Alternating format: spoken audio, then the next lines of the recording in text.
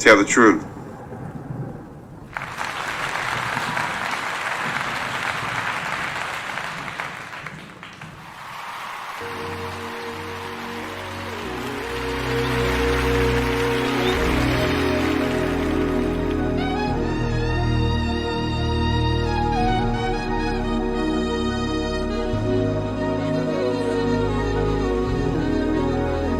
Information is power.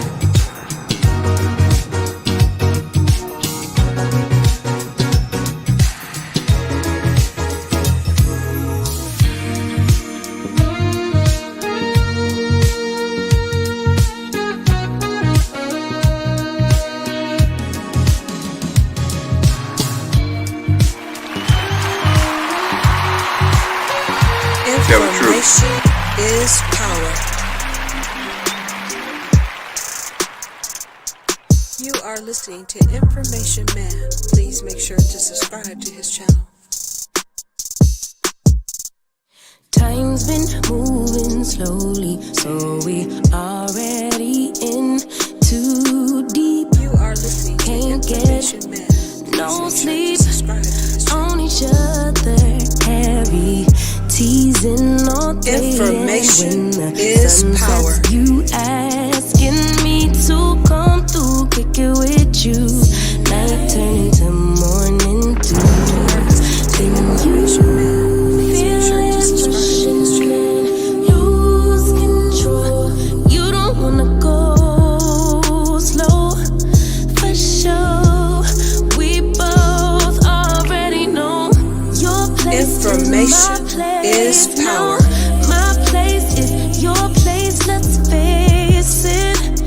Baby, you know all the places.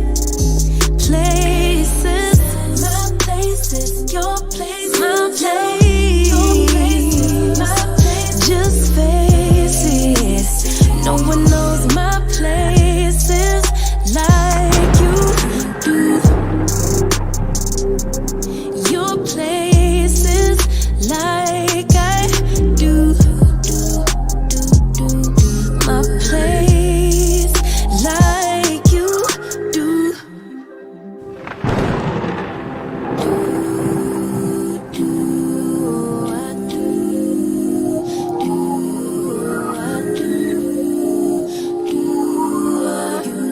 Baby, don't stop. Got the key to the lock. We in our own zone. Make yourself at home. Get to know my. Ladies and gentlemen, this show's about to take a turn. BS3 Network, changing the way you watch TV. You don't wanna go. You are now tuned to BS3 Network. We both already know your place is my place. Now my place is your place. BS3 Network is now on Roku TV under BS3 TV. Download today. Ladies and gentlemen, this show's about to take a turn. Just face it. No one knows my places like you do. Your places like I do. A place like you do. Tell the truth. What's up, everybody? Thank you for your patience. I want to apologize to everybody that's been waiting for a long time. Had some technical problems. You know, it's a trip how these can, it seems like things go goofy when you decide to go live all of a sudden. All the equipment, even if it's expensive equipment, it can go goofy on you. So I want to thank you all. If you're wondering, well, what's taking so long? Info keeps changing the time and changing the time. Well, I had to fix some things, and I've got some things working right now. I hope it all stands strong. You just know how this internet and how these systems work. But this is a great show today I have for you. I've been talking this man up for a minute now. We're talking about my man, Sir Hale. Listen to this right here. I love this. Gentlemen, this show is about to take a turn. So Sir Hale has a great channel. He just super chatted me $49. I appreciate that, good brother. I appreciate that. Thank you for the super chat. And I appreciate all support of the show. If I missed anybody somebody else super chatted me, and I'll be taking a look to see who I might have missed. Oh, we've got Jen Gray has super chatted me. Thank you, my dear sister. Thank you. Thank you for the super chat. And I'm gonna do super chat celebrations in just a moment. It's just that we're a little bit behind, so I want to get right into the show. But Sir Hale Speaks Network is a great man. He has a great channel. I want you all to get to know him very well. I hang out. That's my hangout spot. I hang out on his channel. I hang out over in Black Men Unfiltered, because why do I do that? Because they have intelligent conversation that leads to solutions, and they bring black men and black women together to have the hard discussion about some of the things that we deal with, whether it be romance, whether it be marriage, whether it be cheating, dating, dealing with social media, dealing with some of the things that both black men and black women sometimes become irritated towards each other about in terms of black male nature, female nature, and what have you.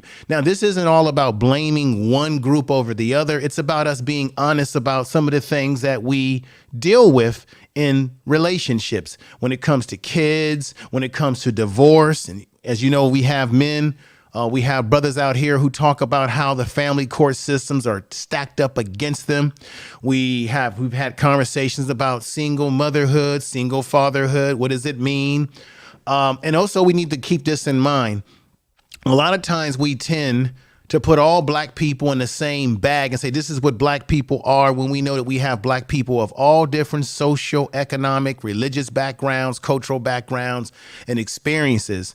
And we know, and I don't want to put everybody in one bag. So we will make general statements today, but there are issues, but we do tend to inflate the minimum of those of us who are doing the wrong things in relationships, and we minimize the maximum of both black men and women that are doing the right thing. And we do this a lot because we tend to say, well, black people are this or that. We certainly have problems that other groups have as well, but we're black people and we're going to focus on our issues. I'm going to ask Sir Hale to be very honest today. I'm going to let you all know right now. Please keep in mind, we're going to have a serious conversation here. You might hear things that you don't agree with. I have no problem with people having a difference of opinion and expressing it in the chat room. Just be polite about it. Okay. You're going to have people that are going to agree. Men are and men and women. Then there's going to be things that might make you a little not happy that you don't want to hear. Okay. But this is the thing. We can never get to a solution if we don't have the honest conversation, and we have to talk about things that people sometimes feel a little uncomfortable about when it comes to relationships between black men and women. Now, I'm certainly not setting up here saying, as a black man, that black women are no good, that black men are no good. We need each other, but we do need to start dealing with some of our issues. Another thing that I must bring up here, and this is an area that I think does not get talked about, and I think Sir Hale may want to do a show on this on his show.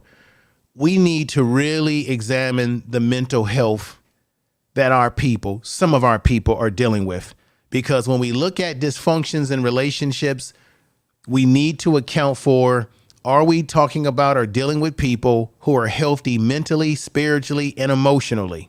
Because mental health is an area within our community in general that we don't tend to want to address. And even when we're on YouTube and we have people that get on panels and there's a back and forth, emotional back and forth, we have to remember people do bring all of their gumbo yaya, all of their mental health issues, all their stressors. They do bring it to YouTube and it spills out emotionally in panels sometimes. Sir Hale did a video, which I really admire, where he talked about emotions, how we have to learn to keep our emotions in check and not let our emotions get the best of us when we go about lashing out. Especially we saw what happened between Monique in that whole situation where we saw a black man D.L. Hughley and a black woman going both back and forth with each other. And it wasn't a pretty situation, but emotions can get get the best of us. And what we saw between both of them, in particular Monique, is she let her emotions get the worst of her in the way that she's beginning to talk about D.L. Hughley's family instead of just keeping it on D.L. So these are some of the problems that we're going to have to face and deal with. And I got to be honest, even myself, I have to learn we all have to learn to control our emotions and not be rude, let those emotions get the best of us so that we can think straight, correct, and make appropriate decisions. So I want you all to sit back, keep an open mind tonight. Listen to what the brother says. I got the brother for at least about an hour and 45 minutes, somewhere in there. He's got a show tonight. But I want you all to keep an open mind to the discussion.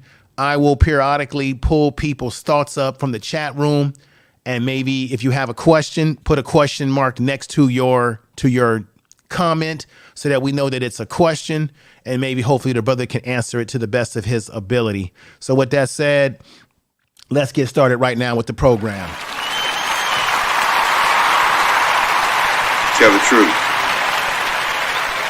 So let's bring Brother Sir Hale in here right now. Brother, thank you for being here. I appreciate you being here. I've been telling people about you. I think some of my audience have creeped over, have gone over to your channel to see what's going on. I've shared some of your videos. My hope is that folks over here will come over to your channel and check you out, check out what you're doing, the way you're bringing black people, black men and black women together in an intelligent conversation. And what I'd like you to do, brother, if you don't mind, is let people know who you are, your background, why did you come to YouTube, the type of content that you focus on.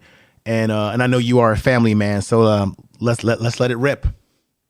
All right, so first of all, let me show some love to my big bro, the Information Man Show. Listen, ladies and gentlemen, nobody has a show like the Information Man Show. So I appreciate you for letting me be here tonight. My name is Ernest Hale, but I go by Sir Hale Speaks as far as my YouTube channel and on my website. I am a married man of 15 years, just celebrated 15 years on the 15th, married to one wife, 4 beautiful children. I am somebody who was an advocate for black people, an advocate for marriage and healthy relationships. And one of the reasons why I came to YouTube is because we see a space where there's sectors where men and women talk about each other, but very rarely do we have productive conversations where we're talking to each other. And so I came on here as a married man to lend perspective and to learn something, because I don't have all the answers myself. And so this is what we do. Sir Hale Speaks is about empowering people, talking about relationships and family, about business and life. And occasionally you get some foolishness as well, as far as some entertainment, but we're here to help people. We inform, we inform, and we empower through entertainment. That's my spiel. Thanks so much for having me. All right, brother. All right. Now, we got some great folks in the chat room. We've got Talk, Hale Lady, Let's Chat is in the chat room to give your lovely wife some respect here. FIFA World, Other Gaming, Patora Afro, Queen I Know I Am is in the house, Indian Exposed, Investigation. There's a bunch of folks that have come in little by little. Bonnie Rose, Creative is in the house. Much respect to you, sister. Everybody in the chat room. Look, everybody, look. I've got Sir Hale's link to his channel in the description of this video. So I want the mods to periodically run that channel link through the chat room. Please do that so that everybody will subscribe and hit the bell notification for this brother. I think after you hear his perspective, you will appreciate him. Now we've got good brother CCN TV. We got another great man here that we've seen around lately, and that's L. Nixon, the voice of reason, and he's definitely the voice of reason coming in the house. A lot of great folks here. So as people come in, I'll shout people out periodically. We got Joe here is in the house here. Good to see you, my sister. And everybody, please share this video out today if you can. We got Deborah Guns, who's a big supporter of the channel. We got my man Lionsden, aka Trey X. I've known him for a long time. We've done some blog talk radio together, some radio. So I have a lot of respect for that good brother. All right. So where do I go from here? Glorion Murray, good to see you there. People coming in little at a time. I suspect we'll get a nice crowd over here tonight. Look, brother, I want you to explain. You have a different way you go about interviewing people or bringing people together. Now, a lot of times, I'm no stranger to the manosphere. I used to be a part of the Sunday Rumble with O'Shea some years back. And I think for some people, it's not sometimes what you say, but how you say it. And I think some people don't like the delivery sometimes when black men speak their honest truth about how they feel about women or some of the things that they deal with women. But you have a very calm way that you deliver very difficult conversations for people to deal with because you do it with respect. You just don't get on your channel and just talk down about women or men. You look at both perspectives. You have balance to what you do on your channel, which I think is fascinating. So how do you do it, Sir Hale? What is it that you're trying to build on your channel? The way you bring men and women together. How do you do it? Excellent question. So, and shout out to the people in the chat as well. I see some love. Thank you guys so much. I really appreciate you. But there's a couple things. So when I was a young kid, father passed away at 5 years old. And so there was having a mom, single mother who's working her best to take care of children. And we're seeing brokenness in our family and then the brokenness in the community. At 7 years old, I developed a desire to want to help. As just a little boy, I just wanted to see people happy. As I got older, though, the kiddish dreams and ideas about making people happy changed because you realize that happiness is subjective and that there's problems that are deep-seated, things that are maybe before my time. And so growing up, I've been talking about relationships since I was 7 years old. Whenever there was a problem, something happened, I was the first one to jump to it and try to analyze and see how we can resolve, how we can get each other to listen and hear each other, because I believe that if we can learn how to talk and listen, that we can make some change. And so it's been that same mindset, the same philosophy that's carried me over until now. After written a book and married for 15 years and speaking at a lot of different places, I want us as Black people to learn how to talk to each other. And I don't just mean us formulating words and going back and forth, because we good for that. Right, we good for our sisters popping the neck and snapping the fingers, and we good for me. What we have to learn now is how to listen with respect, with empathy, and a deep level of respect for the other person's perspective. And so I try to come here calm because I understand that people have lived life, and based off of their context, they're bringing a level of emotion and worldview that I might not know. And if they're battling themselves, I don't want them to come here and to battle me as well. So I try to be a place of peace. Now I'm firm, I'm very firm, but I'm fair. And one thing that I'm trying to learn to do now is lead more with love, because in sternness and being serious, if you don't lead with love, the conversation doesn't make the progress that it needs to make. So that's what I try to bring to YouTube. And then, I still got some Negro in me, so you're going to get some foolishness as well. We're going to get to the core, and we're going to empower. Okay. We're in the 21st century today. And there was a young lady that I had on the show a few years ago. We were supposed to do a video together related to whether social media is interfering in the development of relationships, maybe the demise of relationships. Let me ask you, what are your thoughts about social media? We know that it's given men and women more access to more people. I grew up at a time before we even had social media where basically, as you know, men, if you laid eyes on a woman that you were interested in, you couldn't swipe left or swipe right. You simply had to go up to her and have the ability to talk to her and the confidence. And you also had to have the confidence that if she turns you down, to keep your shoulders up and keep moving forward and knowing that there's lots of fish in the sea. In your opinion, how has social media either helped relationships between men and women, and how has it been a detriment? Okay, so all right, so I don't have any political correctness. I've given that all away in the first few minutes. So here we go. Yeah, I don't want you to be politically correct at all. No.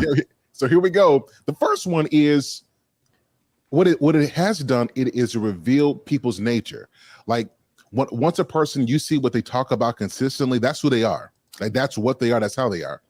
So social media has given us a really good perspective in terms of seeing who people actually are, what their interests are. But social media has shown people how to become popular liars. Well, we live behind filters, we live behind ideologies, we live behind makeup and costumes, and we live behind words, and we're really not who we say we are.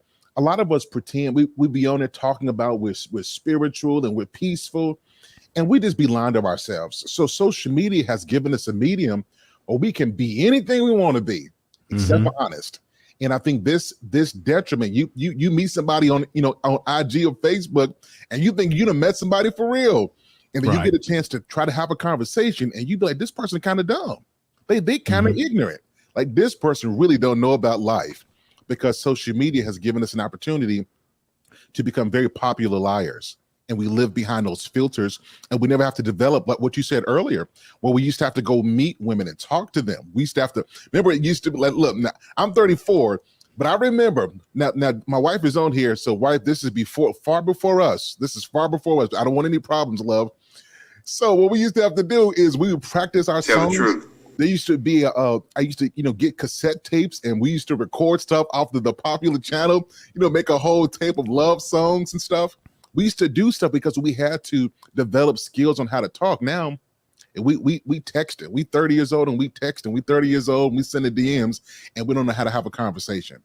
So that's the negative and good. We see the nature, but we don't know how our social skills are going down. Yes, definitely. Because I would say the social skills covered with the verbal skills.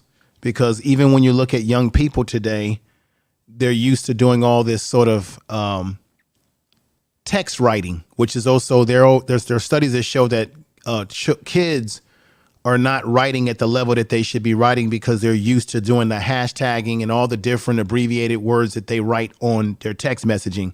And I think adults, we kind of adapt some of these behaviors that could be to our detriment. But on the other hand, for example, when you look at Instagram, and everybody in the chat room, tell me how you feel. And thank you for the Glorion Murray. Thank you for that super chat. I appreciate you for doing that. And then you know what I got to do now, as I said I would do, and I would do the super chat music and all that good stuff. And here we go, everybody. Tell them run it up.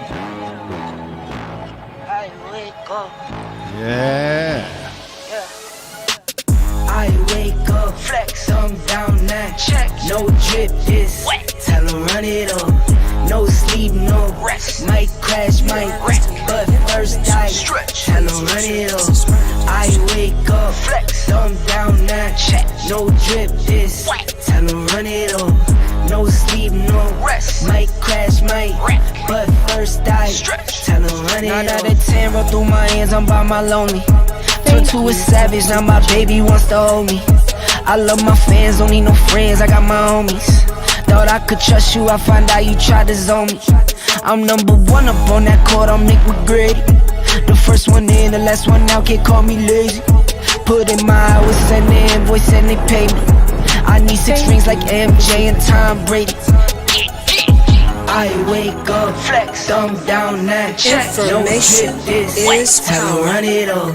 No sleep, no rest. Might crash, might wreck, but first I stretch. Tell them run it up. I wake up, flex, thumb down now. No drip. All right, everybody, we're back to it again. Thank you for the super chat, Glorion Murray. Everybody that super chatted me earlier, even Sir Hale himself, I really appreciate that. Let me bring the brother back on. All right, brother, sorry to cut into great conversation here, but just wanted to acknowledge good people in the chat room. We got Old Reliable coming in the house, Natro, Stephen Gilmore YouTube channels here. Mrs. M. Miller is in the house. Thank you for being here. Thank you for being here. I want to give you a clap. Thank you. We got some of the folks coming over from Sir Hale's channel, which I really appreciate them. They give me nothing but love over there. When you look at Instagram and how we have some of our ladies that will do OnlyFans, they will display themselves in sexual manners on the Instagram, and you have men that will like and all this sort of stuff like that.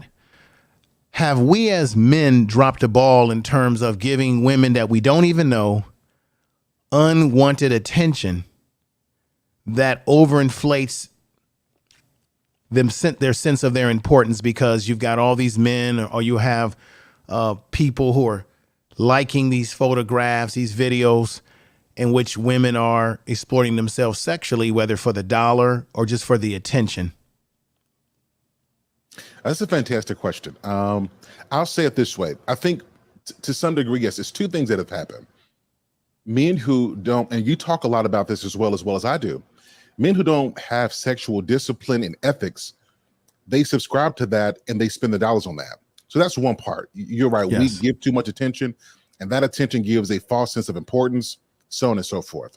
Yes. But here's where I think the real issue is families, because a lot of us, we're not as strict as we should be, because a lot of men, we try to raise and we try to keep everybody happy. We want to keep everybody smiling, and we don't set standards like we used to, right? So anything goes. We're more understanding, and I think that in this culture more now than ever, especially with the advent of social media, men, fathers particularly, have to speak out more and be very stern and protect young girls who are going to grow up to be women about how to conduct themselves early. Because if they don't, what we're putting on, see, people who grew up in the 70s, they don't have the problems that the people who are in the 2000s are going to have. And by that, I mean, the stuff that they did in the 70s, the foolishness, there's no record of that. It ain't going to be, it's not on camera. What we've done since the 2000s, that's going to be around forever. And so when the young girl who's been on OnlyFans or she's, exploited herself on social media, when she comes out of that life, because eventually she's going to have to, if she has kids or she wants to get married, she has a digital footprint of how she was, and that stuff is going to carry with you. And so, yes, to answer your question, we provide a level of false importance by the likes and clicks and attention we give, and it confuses women because they confuse sexual attention with marital attention. They think that they can get a man anytime, a long-lasting relationship, and they confuse the attention. And so, yes, us men have dropped the ball, both in terms of us giving that attention, in terms of the strictness that we have to have in the homes. We let stuff go and we try to check it too late. Right. And I don't know if you heard me say this before, Sir Hale, but I'm afraid I'm really concerned about how it's having an effect on our youth today, because we have young ladies who are growing up on social media, and they have done things like committed suicide, become very depressed because they're not getting enough likes. And some girls are feeling pressured to do what the other girls are doing, which is to exploit themselves sexually, as well as our young men are being inundated with, you got to be a certain way and behave a certain way. So social media has had an effect on how people see themselves. For example, and I'm thinking about doing a podcast about this. We have this young, I think she's a state senator or running for office over in Rhode Island, if I'm correct, Rhode Island. And she did a video. Everybody has seen this. What are your thoughts in the chat room about this? And she did a twerking upside down in order to capture the attention of people to vote for her.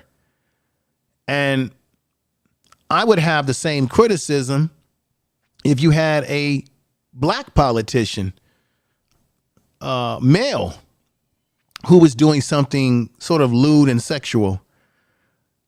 What do you think about that, and what in the message that has put out there, especially to our young ladies?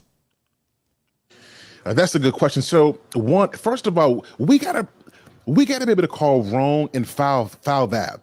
In this age, information man, if you've noticed, and I know you do, there is no sense of shame. There's no sense of wrongdoing. All you have to do, here's the secret to get away with anything, is do whatever you're going to do. I'm giving you the secret sauce, and hide behind a political perspective. That's all you got to do. Hide behind, whether you're right wing or left wing, or, there's a particular movement that I don't want to get too deep in.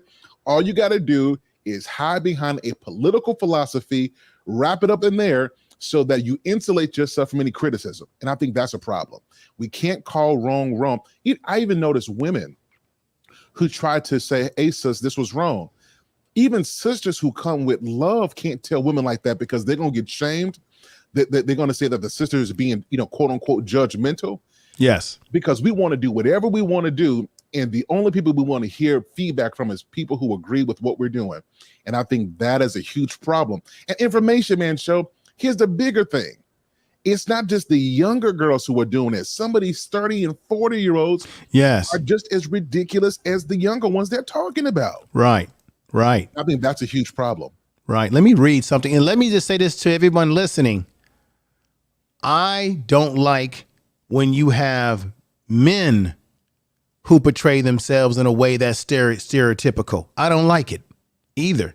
So I don't want anybody to think, oh, you guys just talking about the women. No, I don't appreciate when we have men that do things that I feel stereotypes us and is over the top.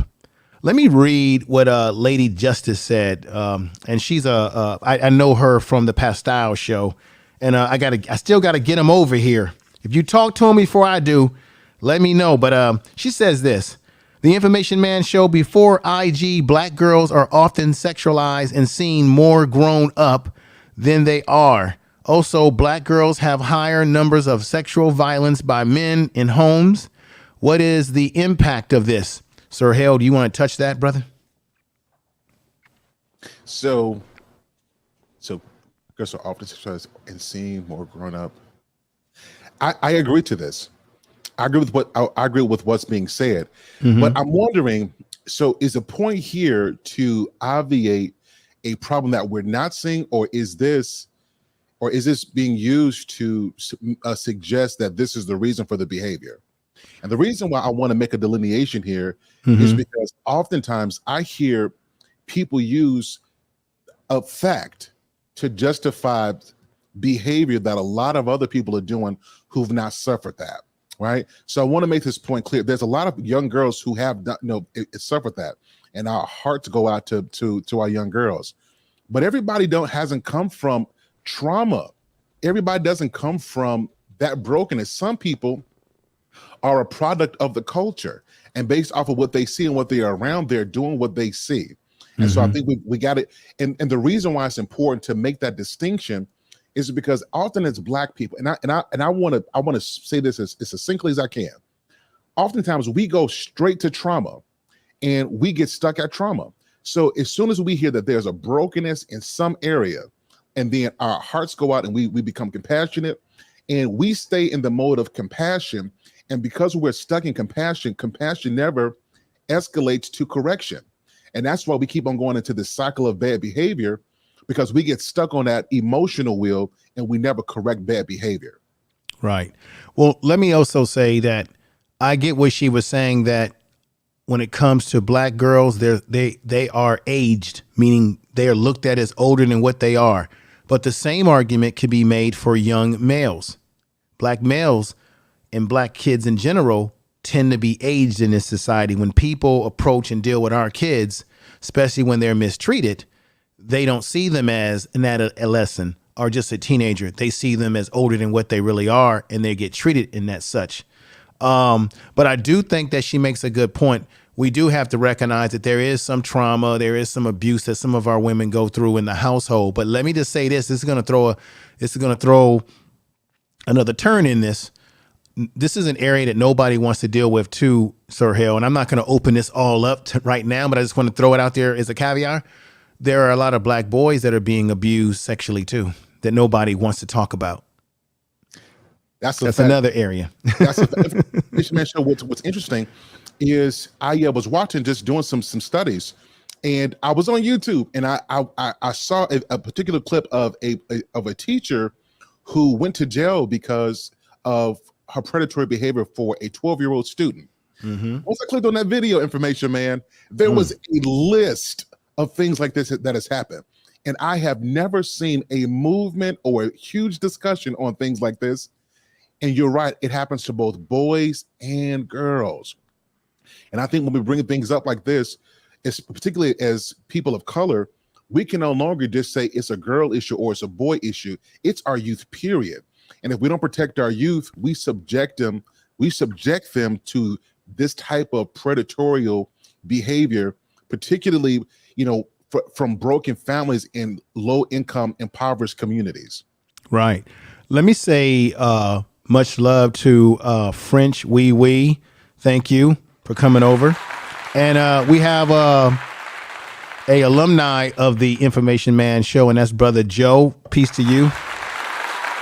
Once again, everybody, I want everybody, if you can, to give this brother a subscribership to his channel. If you like what you're hearing, he's only giving you a taste. You just really have to see it to believe it, the way he brings people together and talks about really difficult issues. This is another difficult issue I want to bring up. Giving difficult issues. What should both men and women understand about each other? We know that men, when we come home, we want to come home to peace, right? We can make a educated guess that women would like men to be leaders, to take the stress off of them, to lead by example, and that women don't want to have to tell you something to do that you should already do as a man and set the example. But with that being said, it's not always an exact science, because everyone has their differences, the way they see the world. But what is it that both men and women need to be very aware of when it comes to irritating one another, getting under one another's skin, which can lead to divorce, lead to misunderstanding in a relationship? What is it that you think that both sides need to be aware of? Because you've been married, and you're married now. I've been married before. There's a lot of things that I learned from my divorce that if I was married again, I would not make those same mistakes. But go ahead, Sir Hale. All right, so this show is about to take a turn. So, here we go. Ladies and gentlemen, this show's about to take a turn. So the first thing is, a lot of you are selfish as hell. It's like a lot of people have gotten married, and you thought that the person you were with, it was supposed to come and make you happy and bring you to orgasm and fix your food and pay your bills and do for you and massage you and be here at your beck and call. It's like a lot of people have this laundry list of what their spouse is supposed to do. You got to love me the right way. You got to make sure you satisfy all my sexual needs. So let me break it down. So men are like, I need my wife to come in here and cook and to clean, take care of the kids, make sure the house is running, understand my needs, submit to me, make me feel like I'm a king. Well, sir, have you built anything for her to treat you like a king? You calling yourself something, you haven't even built anything. You're not going anywhere, but you want your wife to make you feel like something that you're not. You're lying to yourself. So that's the first part. We're selfish and we're self-aggrandizing. Women are the same way. A lot of women are married, but they're not wives. They're not grateful for their man. They haven't told their man how much they appreciate him, but he's supposed to pay the bills. He's supposed to make sure he give her a great amount of head. He's supposed to make sure bring her to several orgasms, right? He got to be there to bring all the money in, but make sure he's there to spend time and be there for every appointment. It doesn't work this way. We have to stop being selfish and thinking about what we want. We have to stop taking resources out of our marriage and think about how we're going to invest. Most of us treat our spouses like a debit card. We just take off of it. We don't treat them like investments where we're pouring in and we're giving them and we're making sure that we're appreciating them. And not the appreciation that says, I appreciate you, but the type that makes them better, makes their life happier. We just take. And by the time that person is drained, and that person cheats, you want to pray to Jesus and blame it on the devil, when the truth is it was your selfishness that pushed them away. So if we're going to fix this, particularly for people who are married or want to be, you've got to stop being selfish. Selfishness when you check that, you'll notice some of the irritations and the irritability you have will go away because you realize that marriage is not about you, it's about y'all. Right. Let me do this right now because I got a fantastic person in the chat room. He's got a hell of a channel. This man goes by the name of Wolf Cook. Sir Hale, you got to check him out. He cooks food. He's a chef, the whole 9 yard. His setup is so professional. He should be on television. Everybody give Wolf Cook some respect. Love his channel. And I think that you look at the food that he prepares over there, it's going to make you want to put your hands right through the YouTube screen and jump in there and get the food. Wolf Cook, welcome here. Earl Owens, thank you. Been rocking with me from the very beginning. We got Empress Queen, who's been rocking over there on your channel lately as well. A lot of these folks. And anybody get the troll. I don't know why YouTube allows those nasty troll accounts to come in. You know what to do. Get it out of there. We got an army of you in there. But I want to thank you, Wolf Cook, for coming over. Everybody, Oh Reliable, a lady 747. I really enjoy her. She makes really good points in the chat room. Ward, everybody that's in that chat room. Oh, we got another brother by the name of Wow Willie 454. Make sure you subscribe to Sir Hale's channel. It's in the description of this video.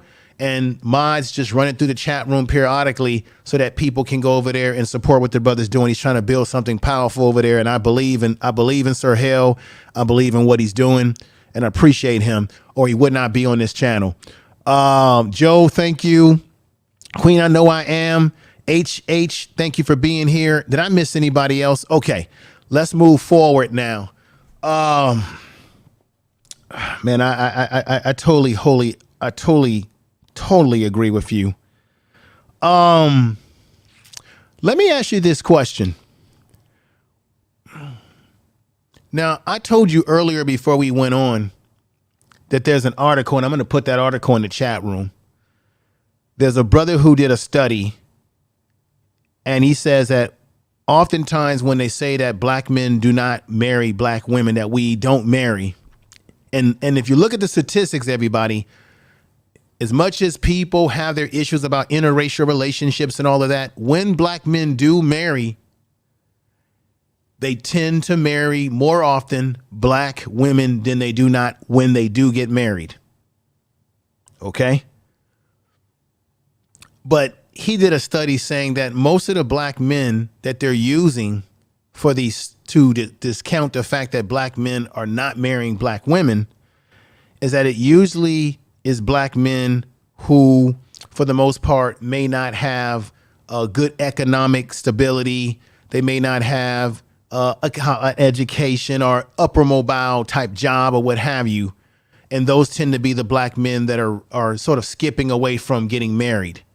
And it's really the black men who are economically doing well and have their head on right that are the ones that are actually getting married. But when they do studies, they're focusing on the brothers that are, as some of the sisters would say, musty, dusty, and crusty, that are not getting married. They use that barometer. However, as you told me, you have to read the article. You got to do more detail into it. But this is the question. What do you think about the thoughts that they say that black men just don't want to get married, that unlike any other group, we just are not committed to being committed to our women? And we'll hear even some of our sisters say this, that y'all don't want to get married. Y'all want to smash and grab. Y'all want to hit the booty. Y'all want to have a good time, but y'all don't want to commit to us. And sisters, y'all can be honest in the chat room. I got no problem with your honesty or your opinions. What do you say, Sir Hale, to that? All right, so let me start off. I'll start it off real sweet. Let me give it the bubblies. So number one is black men love black women. This needs to listen, ladies. I need y'all to hear this and hear it with your heart. Black men at large. I don't mean just don't take the bad experience that you've had. I mean in general, we love our black women. We absolutely fundamentally love everything from your hair to the curves on your back, the way that you're shaped, to the way you smile, your presence, the way that you sing. We love our black women. What we don't like is the chaos and the lack of respect for black men. We don't like that. So the studies that are out there that might be suggesting that we don't want to marry, and then on a smaller level, we don't want to marry our Black woman, is completely false. As a man who's married to a Black woman, I am telling you that we want to marry our sisters. We just simply don't want to. If we can have sex with you and that's it, and we don't have to commit a lifetime to chaos, and we got to argue with you, and you never apologize when you're wrong. You can never understand when you get it wrong. He's always got to fix stuff. You get to hide behind your femininity as a way to deflect from building your character and loving that man the way you want him to love you. That's what Black men don't want. And oftentimes we get shut down. As soon as we talk like this, now, information man, do I have the liberty to say the truth like how I see it? Yes, you have to on this program. You have to. Black men often hear, well, you a bitch. Well, you soft. You are an emotional man. Or you got a little dick. If you had big dick energy, you wouldn't even think like this. You wouldn't talk this way. It's just your opinion. See, you got mommy issues. We got so many different emotional and psychological jabs that we have to take and can't say nothing about, because if we do, we're going to hear that rhetoric about what we're not. So Black men, we don't want to marry a lifetime of that. We want somebody who has compassion, somebody who lets us know that they're grateful for us. And it's not just that we have to bring you flowers and cards and show our appreciation to you, but every now and again, a man wants that as well. So because we are humans and we have our biological needs are to procreate and have sex for pleasure, we want to do that. But when it comes to committing a lifetime to somebody, we don't want to marry chaos, but we do love our women, and we got to make that clear. Okay. Now, Lady Justice says that it sounds to her like Black men and Black women need to have more respect for each other. That's a huge problem. I would agree. And then let me put down here, let you see what French Wee Wee says. She says, I can say the dating scene is totally different from years ago. I find Black women don't require much these days. What do you think? What is she, explain that further. What do you think the sister is saying that Black women don't require much these days? I mean, she's right. The dating scene has changed. I think the dating scene has changed because of social media. But have people changed? Are people still the same as they always been? You know, that's what I would throw. That's the question I would throw to her in that statement that she made. That's a really great question and a great point that French Wee Wee has said. But there's a distinction. Women who are dating, you're right. She might not require very much because she's dating. But for women who want to be married and understand the value of their life, their time in their womb, there are requirements. And I'll go forward to say this. Women should have requirements. They should have reasonable requirements. Mm-hmm. But the problem that I find is that the requirements don't match what you're investing. And that's where the issue is. So he's got to be understanding. He's got to be emotionally intelligent. He's got to be psychologically aware. He's got to be spiritually strong. He's got to be financially stable. He's got to be productive. He's got to be in shape. Right? There's a lot of requirements for him, but is that list the same for you? And that's where we have the disconnect. And we want more than we're giving. And I think when we get to a place where our list for what we give is longer than what we require for what we want, we're going to have a lot better relationships. Well, I believe that to be very true. However, you know as well as I know, Sir Hale, that when young men grow up, especially if we're raised by a single mother, oftentimes we are taught certain principles from our mothers, and that is to respect women, open a door for them, car door to the restaurant, respect them, love them, revere them, and put them on a pedestal, because what happens is that your mother is sort of training you as a young man to love a woman, because maybe this is going to hit a core with some people. I think sometimes mothers are trying to shape their sons to be the man that they wish they had themselves. And in a lot of ways, the son becomes the only stable man that the woman has ever had in her life if she has had bad relationships with other men, or if the father, for whatever reason, things didn't work out and there was a divorce, he left her, what have you. And so we have young men that grow up and they have this sort of mentality because of their mother that they must revere all women. And I'm going to say something that's not going to be popular for people to hear in the chat room, but I don't think every woman is a queen. And I don't think that every woman should be revered, just as you have some women that will say, I'm not putting every man on a pedestal because that man doesn't measure up. Not every woman measures up as well. So this is the question. Are we setting young black males up for failure if we get them in a situation where they're putting women on a pedestal instead of building themselves up? Because we know that when young men go out, get older, and let's say there's a girl that they have a crush on and things don't go right, that can have a big impact because that young man has been taught by his mother, if he's been raised only by a mother, that you're supposed to treat the girls this kind of way. And what if the girls don't treat him with the same respect? I know I said a lot there. It's a lot to unpack. I don't know how people feel about the statements that I've just said. Well, I just got an email and they said because of the fact you spoke in, my manosphere card has been revoked. So you're definitely speaking truth, my brother. So, oh my God. So number one is we got to be honest. Okay, this is probably going to sting a little bit. A lot of men, and this is not for all mothers, so let's put that out there, but a lot of single mothers did not raise men to love a woman. A lot of single mothers raised men to be slaves to a woman. So men were not raised, pets were. And this is why no matter what she does, like a pet always goes back to its owner. It is submissive, it is subservient. It will attack when it feels like its owner is in danger, even if the owner puts it in danger. A lot of men were not raised to love. We were raised to slave. We were raised to be a pet. And that's why we take stuff that we'll never do. That's why we allow bad behavior that we'll never give. And this is why men are so important to raise men, because men teach other men what to expect, but even deeper, how to consider themselves and what they deserve. And because a lot of men didn't get that, you were absolutely right. Men have been raised to be the type of woman that their mama wanted to be with. And this is why when he gets in a relationship with somebody else, he's no good for her, but he's great for his mama, because a pet was raised, not a young man. Right. And to the ladies in the chat room, tell me if we're right or wrong.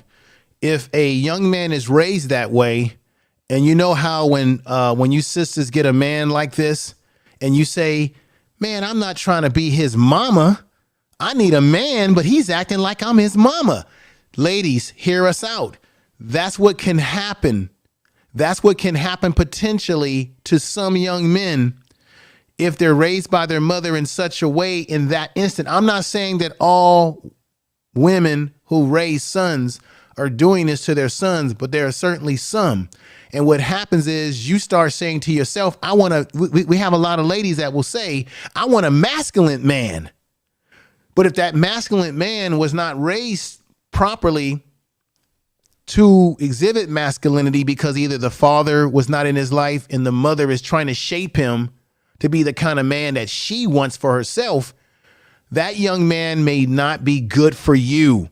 And then that becomes a problem because that young man will be rejected by women who see him as weak. And now you got a potential incel on your hands. I hate to say that, ladies and gentlemen. Tell the truth. And let me say peace to the Fly 100 podcast. I've been checking y'all out. Thank you for coming over to the chat room. They say this: we don't just need men to be fathers. We need strong, disciplined men. I agree with that. Tell the truth. Okay. Now, I don't know if I triggered people in the chat room by the things questions I'm asking here, things we're saying. Look, we're not trying to trigger you. That's why I said on the description of the thumbnail today, can we have a real conversation? Tell the truth today. Sir Hale,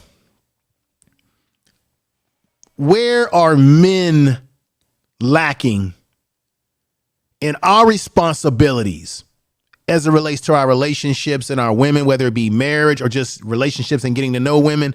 Where are we lacking? Because we got plenty of dudes on YouTube and all over the place who get up here and they act like they fly, they got it going on, and we know that they be lying out of their teeth. Information man, your questions are off the chain. I love them. So here's where men are failing.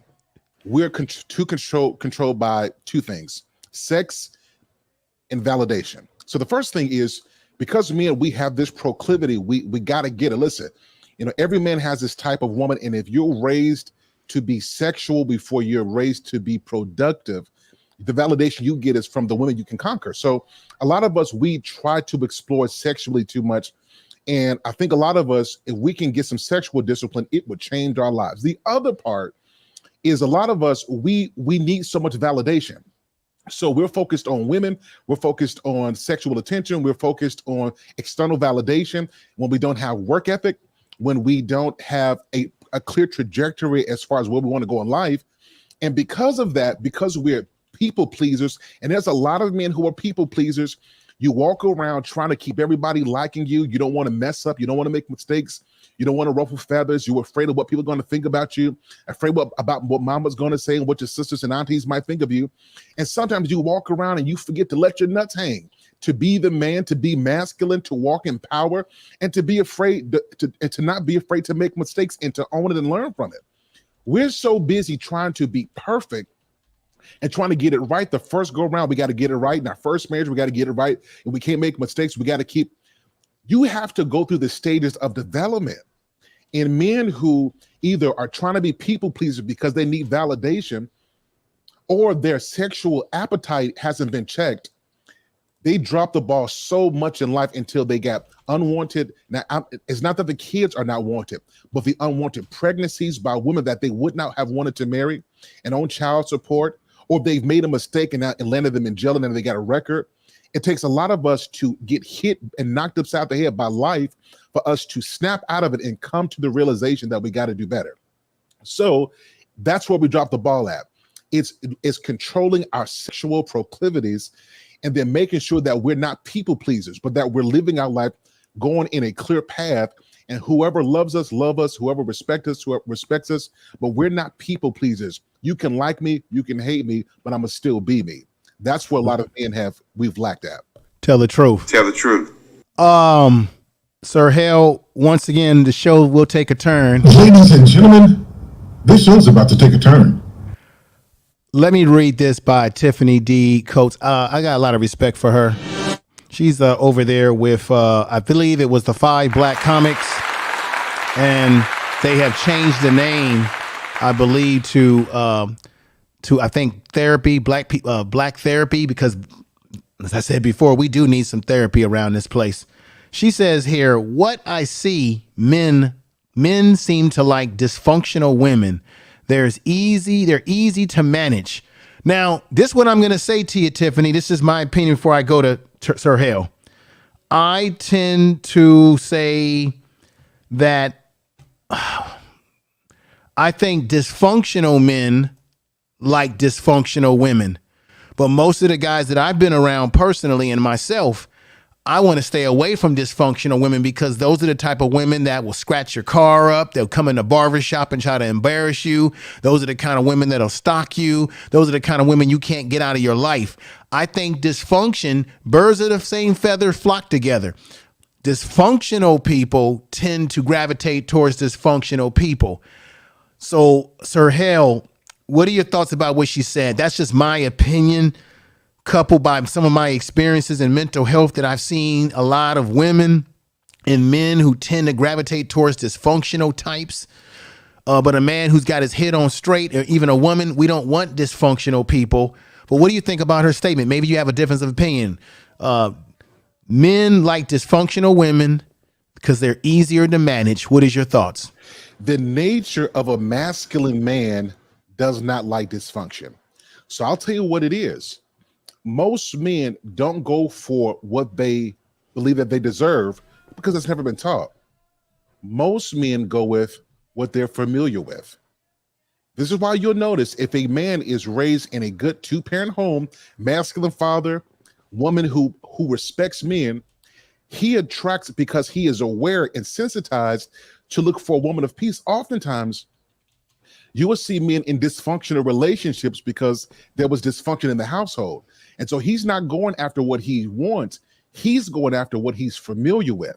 And this is why you will see him try to fix within his relationship the damage and the brokenness that he had with his mothers. And until he gets that fixed, he'll consistently go after dysfunction, not because it's what he wants. It's because that's what he knows. It's what he's been exposed to. So you're absolutely right. Your environment plays a big role in how you see yourself and you see the world, and you sort of become culturally conditioned by dysfunction in your life. That's the only thing that makes you feel, if this sounds crazy to you, it may sound crazy. Dysfunction becomes a norm for a dysfunctional person who is comfortable with dysfunction. They need the dysfunction. It permeates in them because that's the way they've been raised and they've been around that energy like that. And that is, that's how some people act. Just like if you got a drug problem, ladies and gentlemen, two people who have a drug problem that are living together is a bad mix for someone being able to get off of drugs. Because if you're trying to get off the drugs, but the other person is still using drugs, that doesn't help you. So this is something that we've got to figure out. We for ourselves, we have to really be honest with ourselves when it comes to these sort of aspects of relationships. Sir Hale, let me ask you another unpopular question, brother, because I know people won't like this.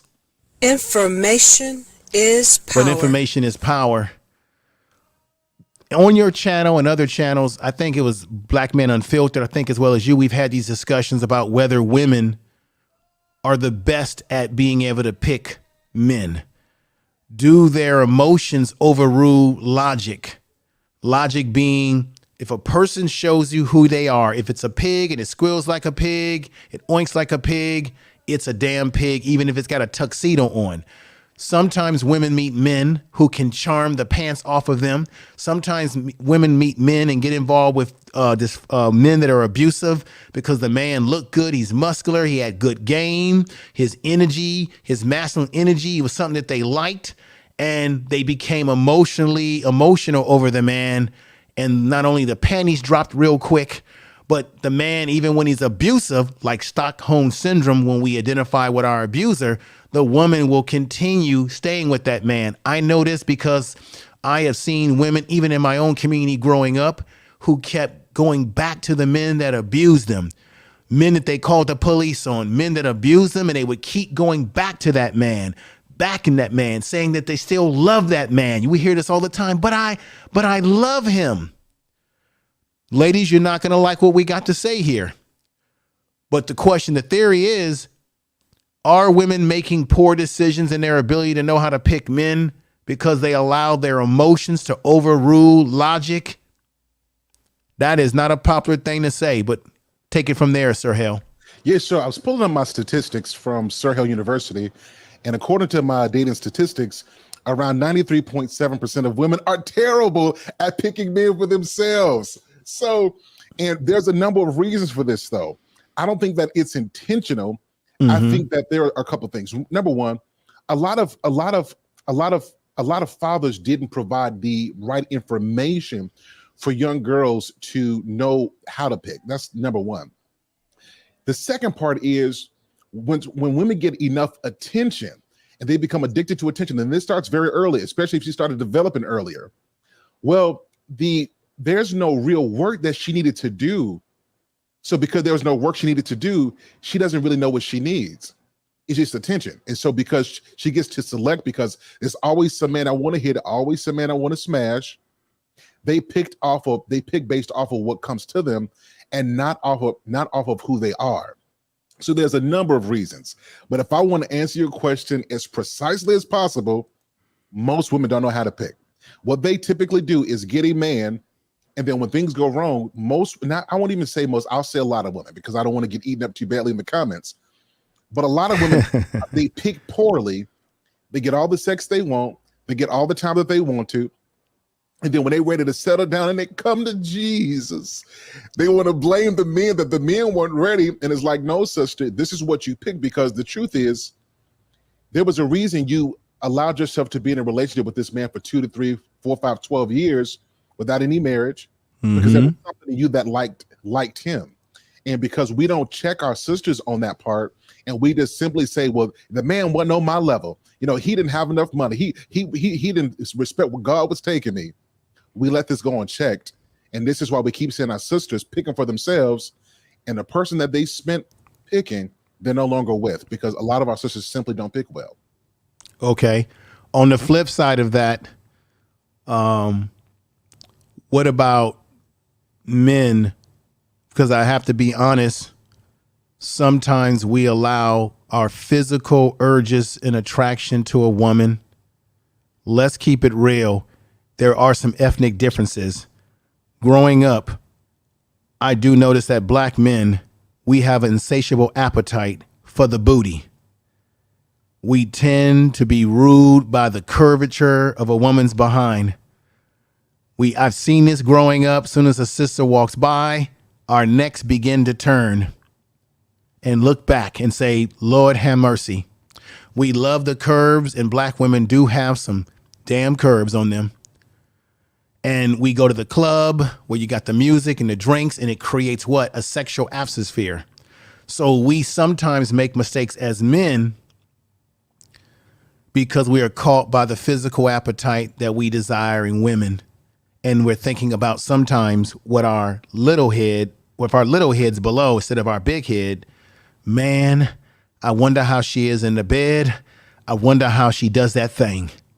And we can make disastrous mistakes. Henceforth, the potential of creating single mothers because we laid down with women that we just wanted to have a one-night stand with. And then we unfortunately got her pregnant.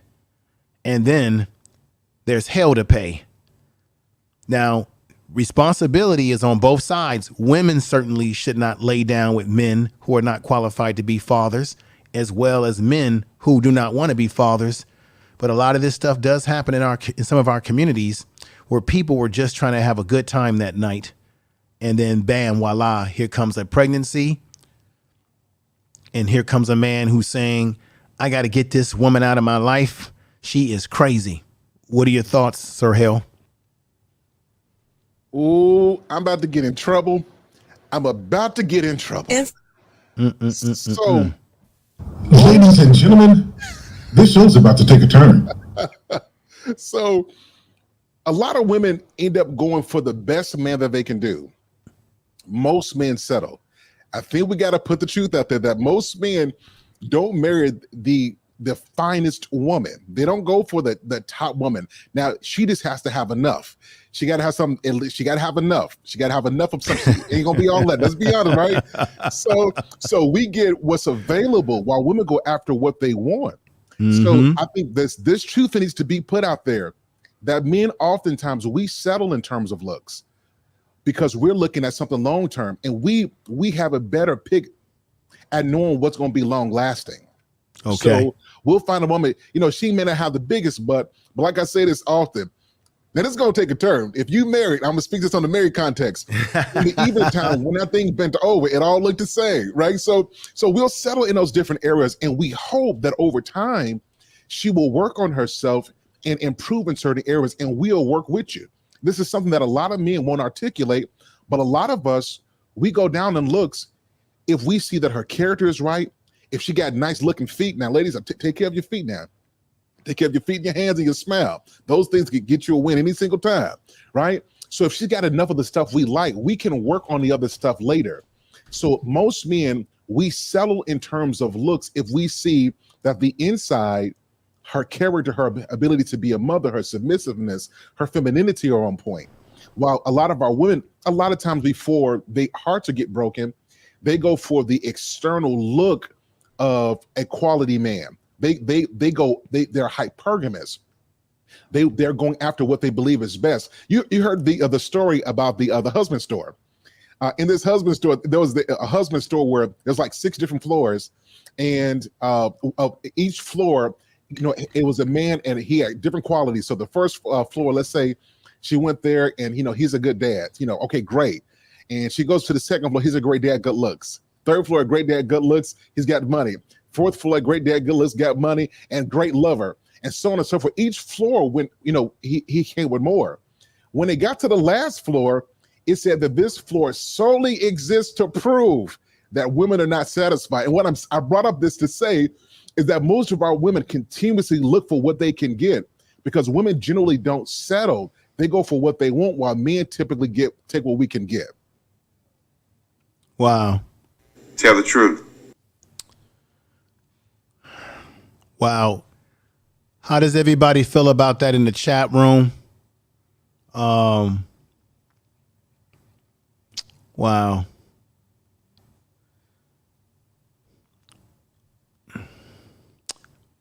Now, this other question I want to bring up, because there are some generational differences, Sir Hale, and you know this. We've got the baby boomer generation. We have the Gen Xers. I guess I'm a Gen Xer.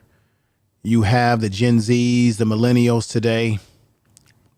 And we know that one of the first things that black people did when they came out of slavery in this country into Reconstruction, and a lot of people forget this, the first thing that black men and women did is they got married. Jumped the broom, whatever we want to call it, they got married. They realized that they could not make it without a family unit. Everything goes back to family. I'm concerned about where black America or black people are going, because it seems to me that the younger generation, especially of young men, are saying, and you've seen this on your own channel, I ain't signing, as brother I ain't signing be saying, right? I ain't getting married. What's in it for me? Because it looks to me that when a man gets married and he gets a divorce, the woman gets everything. He loses his house, his car. He's living out of a goddamn cardboard box. All these sort of things, right? So what's happening is that you have the younger generation that's grown up and they've watched their uncles, their fathers, and they've seen how divorce has taken a toll on their men that they look up to. And now you got a younger generation saying, it ain't worth it. I ain't getting married. What is your thoughts about that? Do you see that becoming a big problem, or is it just a trend right now? Well, a couple things. First of all, shout out to a creatively created 87 baby. Look, that's my year as well. Great year. Yep. So I think that honestly, there's a real fear. Like, we've seen a lot of men go through the court systems, and I don't think it's a trend. I think it's a fear, right? But I do think that fear is being curbed, because something is happening that hasn't really happened before, and men and women are hearing the truth now. So I think it's a necessary thing that's happening. We need to hear why men are concerned about marriage, so that women who want to be married can agree to that, right? They can understand that, they can show that they are concerned and that they care about the concerns of men. So I don't think that it's a trend where it's just here for a little bit and it's gone. I think this has been an ongoing concern. It's just that now we have a voice to it. Okay. This is a good brother here, Ray Alexander. We've done some videos together, very professional videos together. And he said this. He says that Information Man show marriage benefits men. Married men tend to be healthier, wealthier, and live longer than never married men and divorced men. Actually, he's actually right. I've seen some studies myself that when men are married, or when we have healthy relationships, we tend to live longer, more healthier lives. Sir Hale, you're married yourself. You have, I believe you said, 4 kids. Can you attest to that?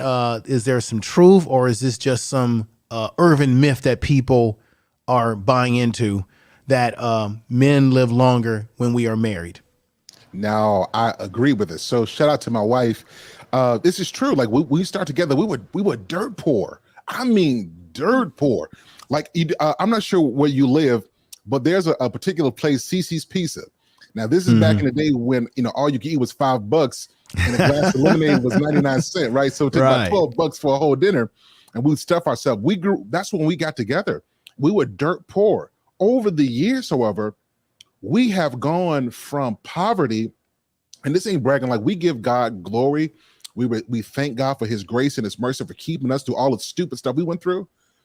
But when you have, it's not just being married, it's having a wife who looks at what you have, and she joins her talents and her strengths, and she helps make what you're doing even better. So, like, the show that I do, I work a lot. So between 18 and 20 hours a day, I'm working. But like even for my network, a lot of my marketing, and my wife has a master's degree in marketing.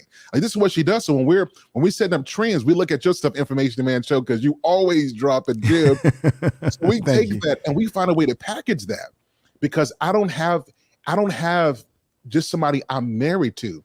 I have a wife, somebody who is a helpmeet. She comes into my life and helps me, and I cover her and I provide safety and opportunity for her as well. And because we work together, and she sees me, she's not one of those, I'm your partner. She's not one of those where, we're going to co-pilot. She's like, no, baby, you the lead. I got your back. And because I have that in her, I can be free to do what I got to do without any problems. I couldn't be on YouTube doing all of these shows if I didn't have a supportive wife who takes care of so much. So I got to give her a shout out. I'm healthier because of it. If I'm eating too many burgers, because Information Man, now I try to be healthy, but a good burger and some good fries with some spice. You look like you in good shape though, brother. I mean, you see what I'm saying? It gets to me. And when I'm getting off, she'll say, hey, look, she doesn't really fry food. She doesn't really get us a lot of processed food. She cooks healthy meals, lots of vegetables, even when I don't want it. She's like, this is what you need. We don't drink a lot of soda, a lot of juices, a lot of candies, a lot of cakes. Yes. It's healthy. And I thank God for my wife, because she does a lot of work. And I have to be honest. Like even this week I said, babe, I'm not going to ask you to do very much, because all through this week she has done so much. So when I hear men talk about, I'm not going to get married because it's of what I can lose, that man he's never seen love. He's never, see, that's one word right there. He's a person who's never seen love. And so what we have to do is not demonize those kind of men. We have to expose them to better, because when they see better, their expectation and their trajectory is to go after that. Right. Let me just say this. We do have a serious issue when it comes to black males' health. We are dying of hypertension, diabetes, a variety of things that are taking us out of here. And I'll be honest with you. I don't know. This is to the men in the chat room, or anybody. Put a 1 in the chat room if you say you agree or not. 1 if you agree. Who in the hell wants to die alone? Who in the hell want to be in their late years by themselves in the tub taking a bath and you can't get out of the damn bathtub? You're alone. Who wants to be like Ebenezer Scrooge, sitting next to sitting in a dark living room, sipping on some soup because you have no family? That's what was interesting about that movie that people, I think, slept on. It really showed what could happen to a man who's chasing money and chasing fame, but he never stopped to develop appropriate relationships. So he has all this money, but he's by himself during the holidays in a creepy room, sipping on soup, and he has nothing. He has money, but he has no one to love him, because you can't take it with you. Because we know that men, we want to build legacies. So men, yes, you want to choose wisely. You want to make proper decisions. But I don't think that anybody wants to be growing old by themselves in the end. It just doesn't seem, it doesn't look cool. It doesn't feel cool. And believe me, I think nobody wants to go out that way. And I think that was something that either Justice was saying in the chat room, or maybe a lady 747 was saying. Let me put some more stuff up here. Tiffany says, that's right. You need a partner that can solve problems, complete you in every way. I agree with that. I just think as a man and as a woman, take your time finding the right person for you, so that, because the mate, would you agree or disagree, Sir Hale? If a woman does not pick the right mate for herself, and this can be attributed to men as well, if we make a bad mistake, what is the impact as we get older in our years in making the wrong choice and settling down with someone? And particularly for women, what is the damage that could be? Well, one, I like to say this: women should not be, they should not be picking men. They should put them in place. Okay, to be that's the pickable proper term. by Yes. men. Yes. And so, ladies, if you're listening to this, if you're a good woman, be pickable. You're dominating to pick, though. Men should be doing that. The Great point. Great point. I stand corrected. Great point. yeah. So the reason I wanted to make that point clear is because a lot of our sisters are out here trying to pick, and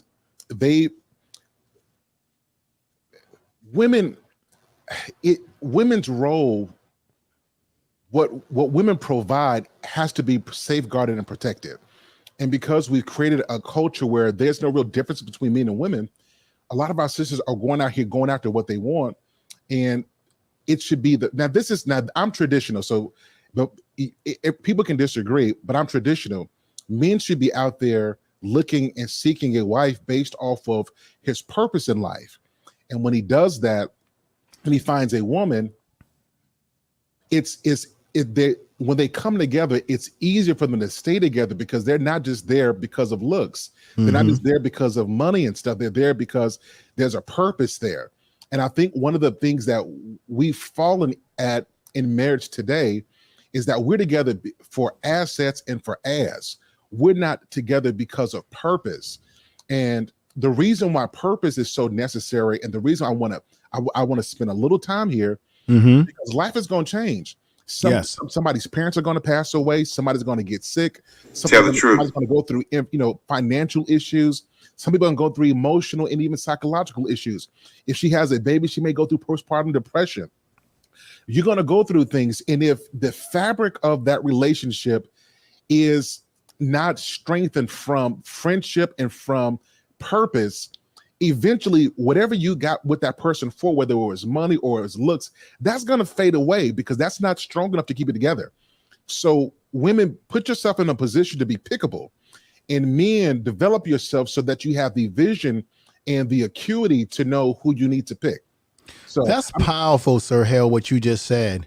You said, no, you don't want women to be picking men. You want women to put themselves in a position to be picked by a man. We're the hunters. We should be hunting after our prey. In this case, hunting after I'm just using it as a metaphor, ladies and gentlemen, hunting after women that are the right women for us. So, for example, Sir Hale, and Sir Hale, before I go on with more questions, because I know you have a show to do, how much time do you have left before you have to depart from us?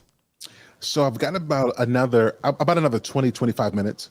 Okay. Conversation is fantastic. Love talking with you, my brother. Which is why I'm going to have you come back over again sooner than later, because I have so much to pick of your brain. What should men be doing in preparing? Because we often talk about what the young ladies should be doing. Women should be teaching their daughters certain aspects. What should men be doing to prepare young men? Information, man. Listen, everybody, if you just tuning in, y'all like this stream, share this with your mama, your daddy, your cousins. There is nobody who doesn't like information, man. But to answer your question succinctly, I see there's 4 different things. Number one, young men have to develop emotional intelligence. And the reason why this is so important, and this goes back to men who are not raised with strong masculine fathers, is men have the strength of a man and the behavior of women. And when you combine those two things, it creates a level of damage and concern, because he has the passion of the female nature that can wreck and do all kind of damage with the strength of a man. This is why you see a lot of men, the most violent crimes. So we have to have emotional intelligence. And what does that mean? He has to be able to govern his own emotions and be aware of what he feels and what's going on the inside.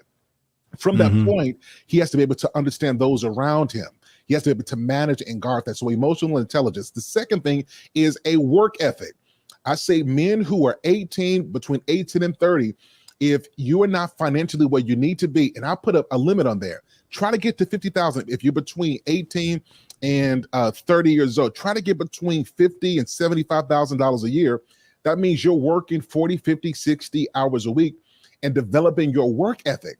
because your work ethic is going to train you on a couple different things: focus, on discipline, on making sure that you continue to commit to something and complete it.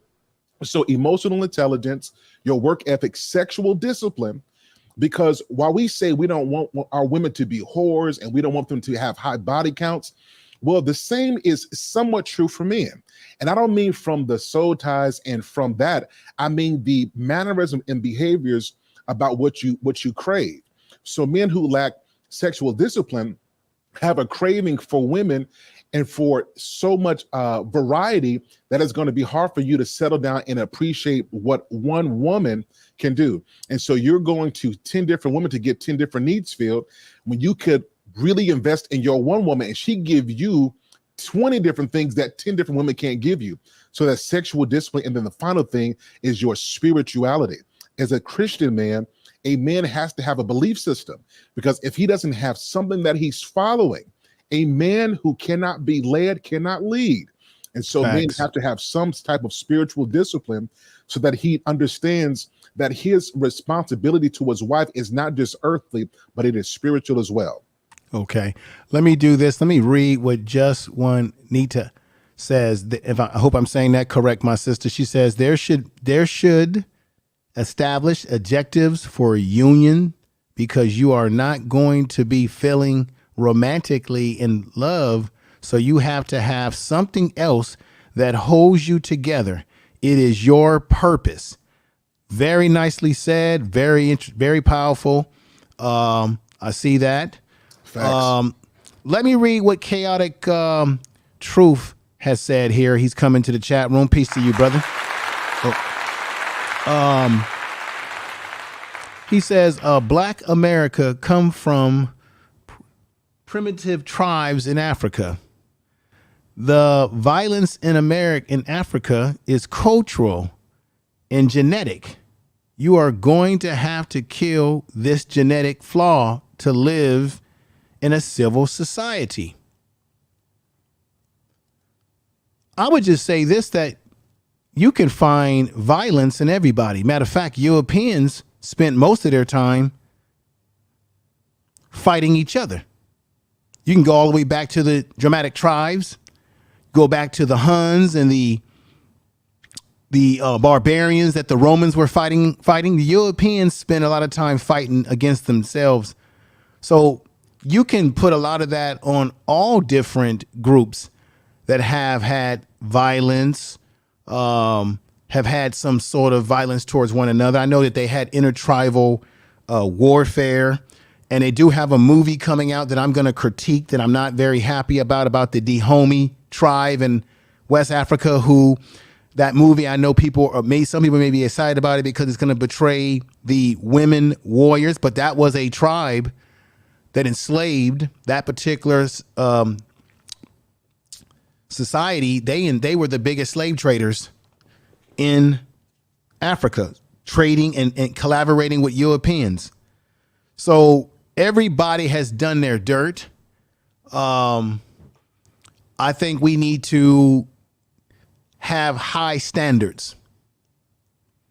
No matter who you are, nobody's history is pretty. All groups have done something horrible to one another.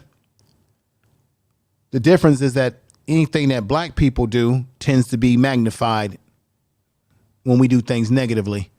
But we have to be responsible for how we treat each other and the things that we do, recognize history. And just because some things happen bad in history, it does not reflect that that's who we are. We can be better than what happened in the past and learn from the past. I would say that. Sir Hale, moving on because our time is getting short here, unfortunately. When I was on Black Man Unfiltered's channel, Shout out to Black Man Unfiltered. Let me give him a shout out. And everybody in the chat room. And I think we have the lovely, where is she at? Red Lipstick Vibes. Shout out to Red Lipstick, yeah. Who's come over. Carolina Harvey's come over as well. Thank you. Brother Keith Weston, who's a big supporter of my channel. Thank you. There was somebody else that I want to greet. Marcus Love is in the house. Marcus, I've seen you, brother. Marcus Love. From my days on the Sunday Rumble over in O'Shea's. Who else is in the chat room? Ray Alexander has made some great points tonight. I appreciate everybody's comments, whether I agree or disagree. I think the podcast, the Fly 100 podcast, I think they sort of disagreed in terms of they said earlier in the show that they believe that women should be very vigilant in being available to men that they want to be with, and that it shouldn't just be them sitting back and waiting for us to pick them. That was their opinion. I may not have quoted them word for word, but it was sort of in that vein. But let me move on. On Black Man Unfiltered show, we made a revelation, or not much of a revelation, that, back in the old days, it was fathers who picked the potential mates and husbands of their daughters. And that we feel that it should be men who should be vetting the young men that our daughters bring home from school, college, or whatever, that we should give them the sniff test, because who better to know men than men? We know what the game is. We know as men, we know all the tricks and all the jive that men do when they're trying to put a wool over women's eyes. What is your thoughts about that? This is not going to be popular with the ladies in the chat room. That should we get back to matching our daughters with men that are equally yoked to them, with men that they're going to have a fruitful relationship going forward in terms of building a family. It doesn't sound popular to women, especially in the days that we're living in, where everybody is like, I'm independent. I can do what I want to do. Can't tell me what to do because I do what I want to do. But wait a minute, look at what's happening. Look what's happening. What's happening now is not working. So, and it's not to say that a woman couldn't be paired with a man that it ends up still being a divorce, but Sir Hale, should we be going back to that? Should we as men be demanding that we need to know who our daughter is dating? Who is this dude? Let me vet this dude. Nah, you're not going to be with him. This dude is foul. I can smell it all over him. See, ladies, wives, are you willing to let the man take that leadership in the household and vet? And this ain't just about women too, because I've known brothers growing up who didn't like the women that their sons were involved with and told the son, don't bring that heifer in this house again. Tell the truth.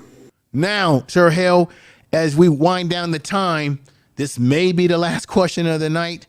Maybe it may not be, but make it strong, brother. First of all, information, man, it's spot on. We should absolutely get back to the place where we demand that our daughters, we know who that is. But here's a bigger issue. Black people, hear me carefully. We got to build trust. The reason why this is so unpopular is because a lot of us, you don't trust your dad. A lot of you don't even trust black men. A lot of you don't trust men in general.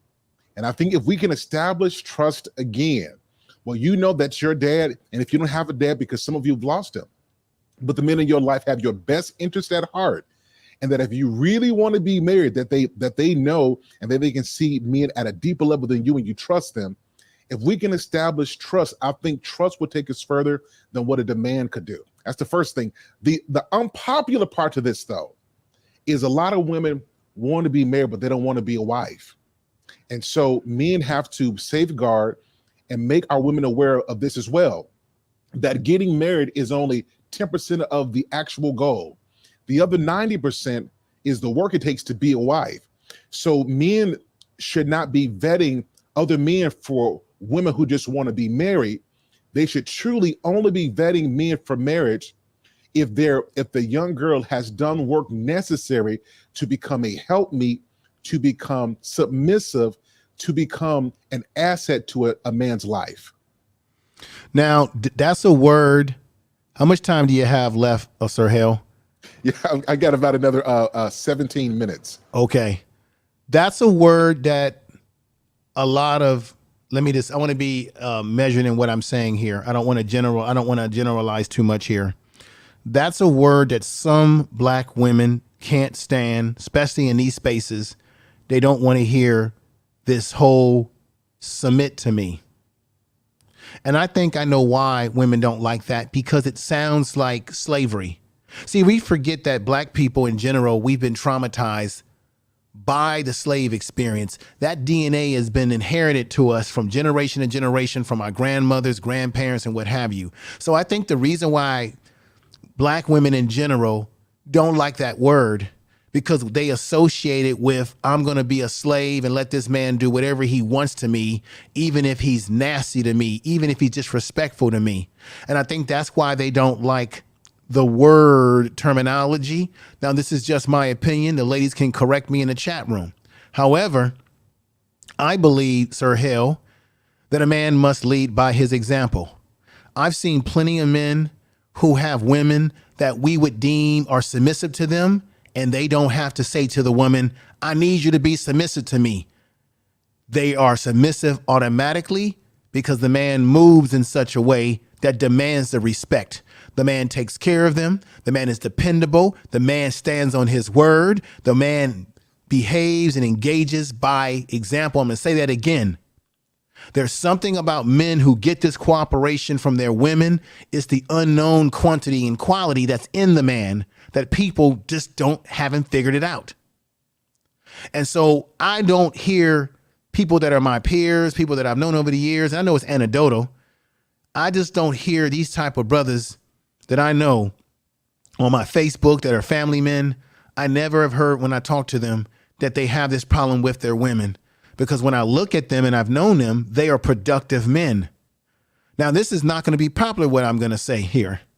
It seems to me that there may be a percentage of men who are complaining about wanting cooperation, maybe because they don't measure up to getting that cooperation, because they're just not that high value man that they may portray themselves to be on YouTube. Okay, I'm sorry if I Tell the truth. If I stepped on some folks' toes, but Sir Hale, take it from there with the 14 or 12 minutes or 10 minutes we got. What is a couple of things? So there's two types of relationships that I want to talk about. One, you've got the mismatch marriages. And when I say mismatch marriages, this means that either a woman who is a wife picked wrong.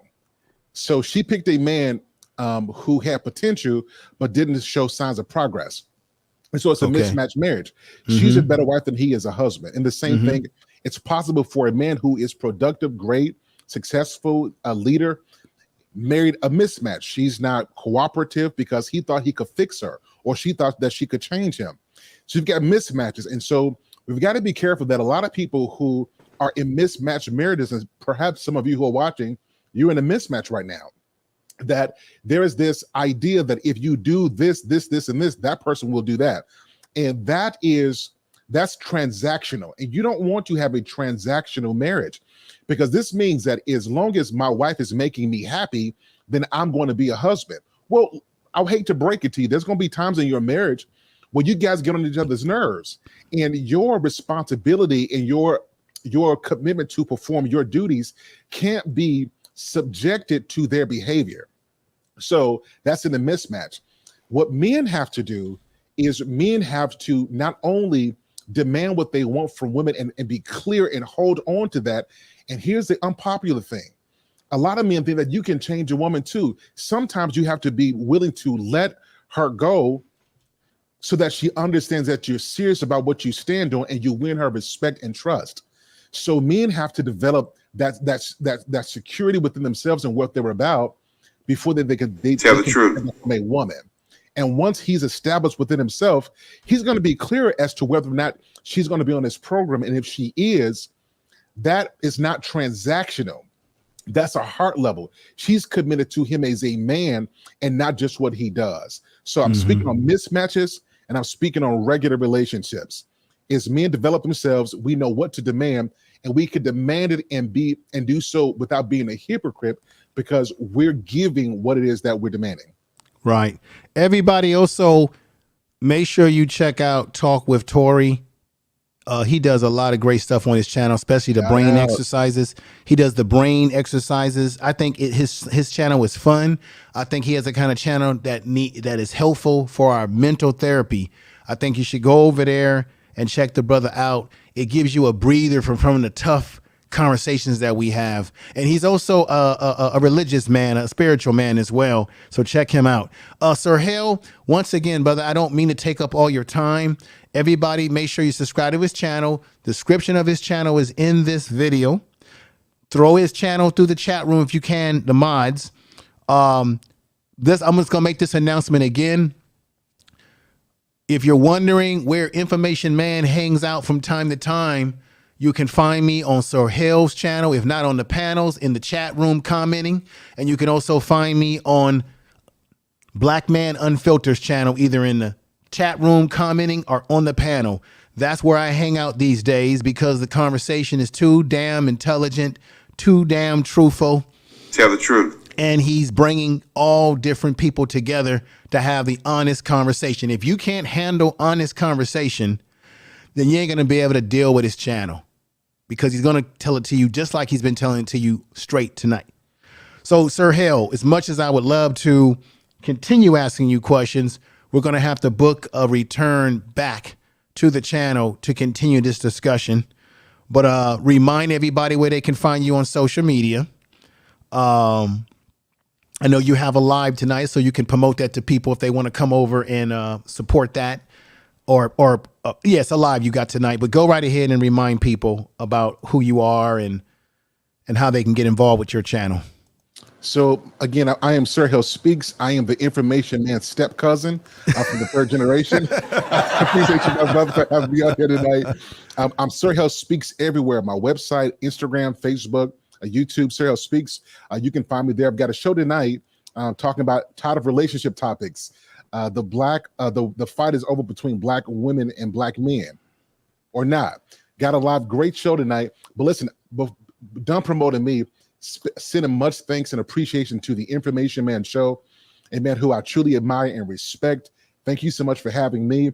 If you guys are just tuning in, like, comment, and subscribe. This man there is nobody like him on YouTube. We definitely love him and appreciate him. Again, my brother, thank you so much for having me. Thank you again, brother. I got to give you a claps. Let's come back in here. I appreciate you tremendously. I know you have to go. But Sir Hale, what I want to do, because I often tell people, hey, he'll be back or she'll be back. And then they're waiting for that person to come back. So what I'll do is that we're going to have to bring you back, not a month from now. We're going to have to bring you back again this month or hopefully before the month is out. Maybe in a couple of weeks, we'll bring you back over because I think right now that people are very interested in what you had to say. If you enjoyed the conversation, whether you agree or disagree, but the conversation itself, put a 1 in the chat room, ladies and gentlemen, because I feel that my audience over here is enjoying the things that they're hearing you saying, and we're saying it in a very respectful way that makes sense to people. But I want to say this. Chaotic Truth says something that I did agree with. He said, no poor and dusty, musty dudes for my daughter, meaning he doesn't want to match his daughter up with anybody that he sees that doesn't have a future.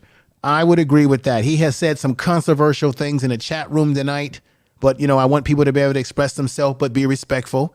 But that statement there, I have to agree that I wouldn't want certain type of guys with my daughter. However, one caveat, be careful though, because you can have a man who's poor today and he's a billionaire tomorrow.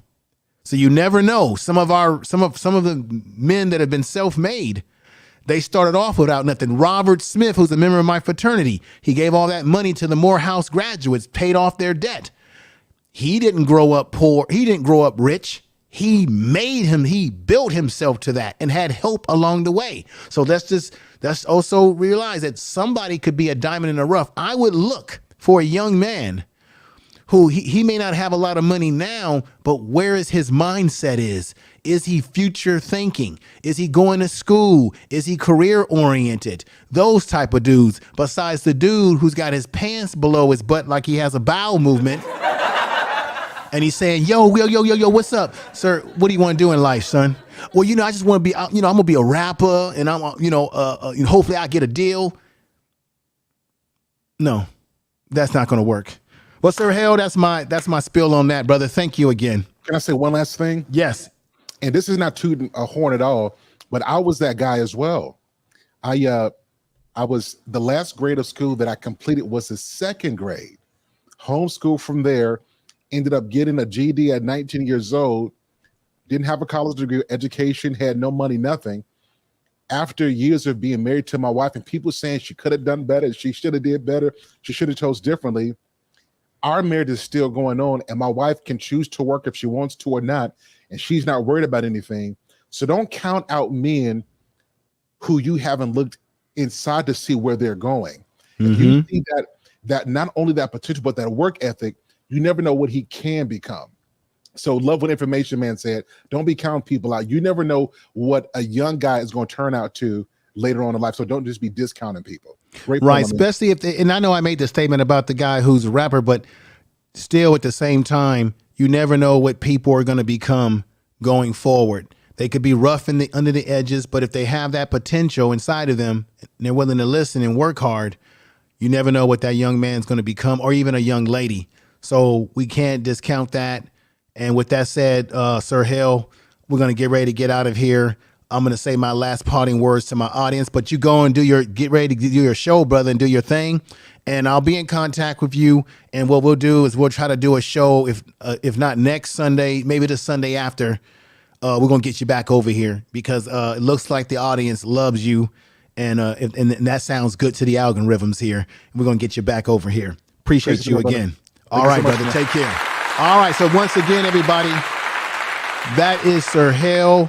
I hope you all enjoyed. Let me do a vote right now. If you enjoyed what the brother had to say, and look, and I don't have a problem with people having their disagreements about certain points that were made today. This is not a channel where I want everybody to think the same. I want people who have different opinions, maybe similar opinions, maybe they agree or disagree, or maybe they see things a different way. I don't have a problem with that. That's what makes this chat room over here very special, because people are allowed to express themselves whether they agree or disagree. But for the most part, let's take a vote here. Put a 1 in the chat room if you did enjoy this discussion, or if you got something out of the discussion.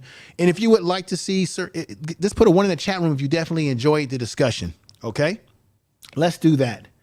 Let me see what the vote is here. I appreciate you all. Let me take a look in here. I just want to make sure that that we're doing the right thing over here.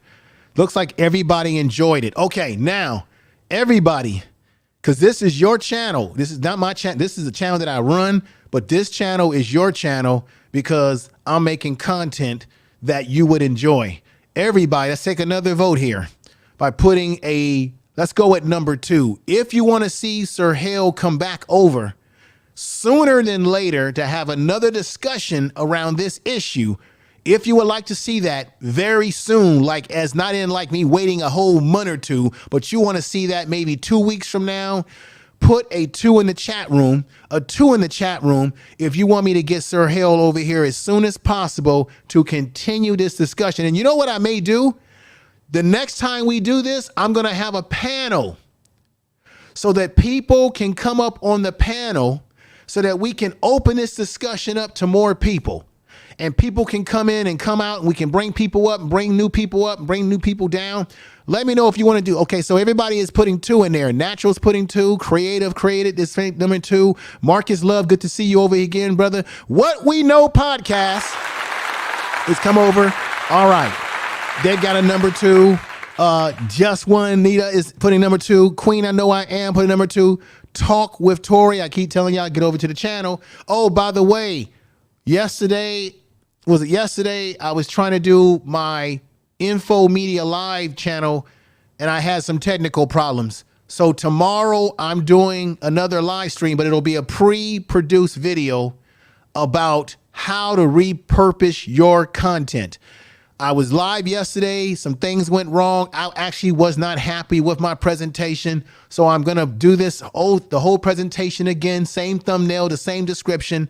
So be on the lookout on Info Media Live. That's my content channel. Go over there and subscribe to Info Media Live if you like. I'll be producing that video right after I get off of here. I'm going to start producing that video for you to look at and enjoy tomorrow and give you more details, because I had more stuff I wanted to tell you all until things kind of shut down on my channel yesterday. It was my software that it crashed. My computer crashed on me. So be on the lookout for that video on Info Media Live tomorrow. It looks like everybody would like to see. How you doing, Makeup? Good to see you here. It looks like everybody thoroughly enjoyed Sir Hale Speaks Network. So I'm bringing the brother back. We're going to have another discussion. We're going to hopefully go live a lot earlier, because I went live a lot later than I was supposed to because of the technical problems I was having. So we're going to have a panel. I'm going to let the brother speak a little bit, and then we're going to bring ladies and men up on the panel to have the most serious and the most delightful discussion about these particular issues. So I thank you. I was a little concerned when I was hoping that the audience would definitely enjoy this content. I'm glad. I hope that we were able to discuss it in a manner that was respectful, in a manner that everybody could take something from it, even if there were things that you agreed or disagreed with, okay? I'm going to say this. I think that black men and black women, we have a lot to learn from each other, but I think someone said it in the chat room earlier. I don't think I remember who it was. We got to start listening to each other a lot better than what we do. Black ladies, black women, y'all got to listen to the things that we're saying, and we need to listen to the things that you're saying. We need to understand each other. We need to work together and understand what each other are going through. Black men have experiences that are distasteful for us sometimes in relationships, as well as black women having experiences that are distasteful for you. We're not going to move forward unless we work together and have these very difficult conversations, but the conversations have to be honest. And there we have it again. So Hale has done it again with a $9.99 super chat. So you know what that means, everybody.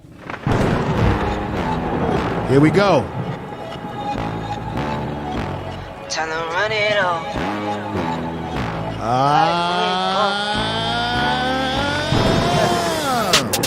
I wake up, flex, I'm down now. Check, no drip, this.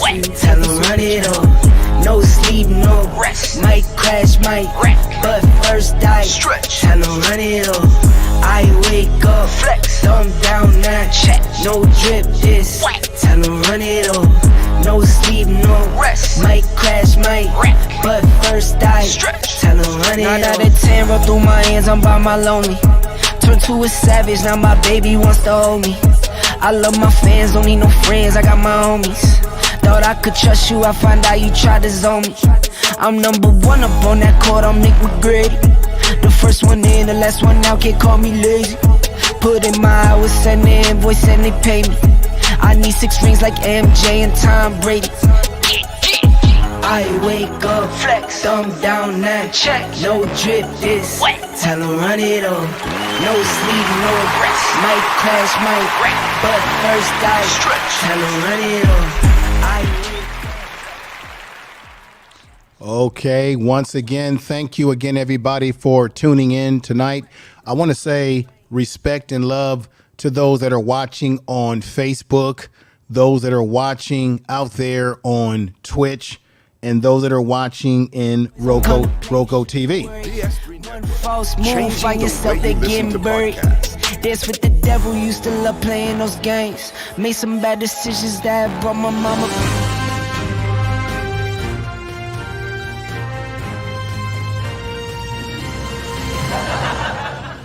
All right, everybody. Thank you for being here. I'll be going live again next week. We'll hopefully have another great topic to talk about, and be on the lookout for the video tomorrow on Info Media Live. That's the video that I'm going to be producing. That's going to give you some tips on how to repurpose your content and create all types of files that you can display all your content and all the social media. So be on the lookout for that video tomorrow. For all of you out there that are content creators, you're going to love that video. You're going to love the site that I'm going to be telling you about. And I got some other stuff to tell you about on that video. I'll be producing that video right after I get off of here right now. So everybody have a great night. Sir Hale, thank you for the super chat again. Thank you for your support. Everybody out there, you are the best audience that I could ever ask for, whether it be Queen I Know I Am, Brother Marcus Love. Good to have you over here. See you again. French Wee, Earl Owens, Talk with Tori, Talk, Hale, ladies, Let's Chat is in the house again.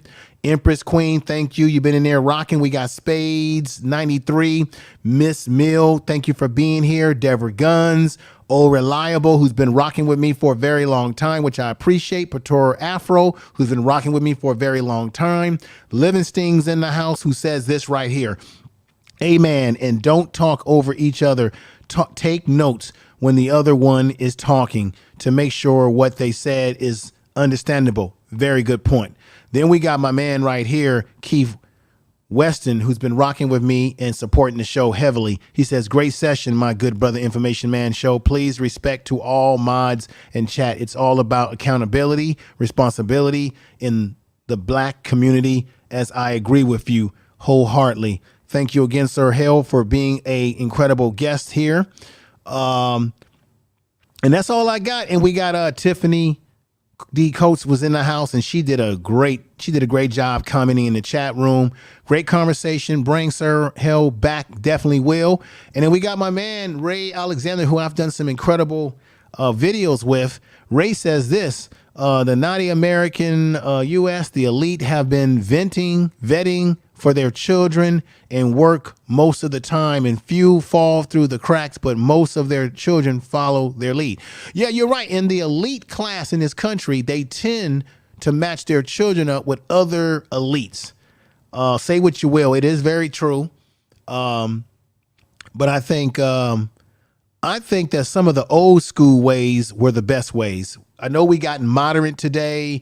Everybody wants to be independent, do their own thing. But I think some of the old ways were very stable ways because they were conservative ways. And most black people by nature, not political, most black people by nature of how we handled our households were conservatives. We've got the Fly 100 podcast says, thanks for the shout out, brother. You're most welcome. No problem. You're most welcome.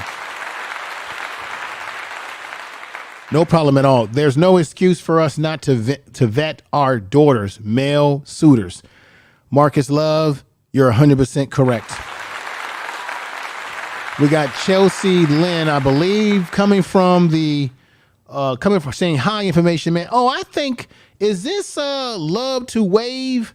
I think that's who this is. I see you in the Facebook over here. Thank you for coming over through the Facebook.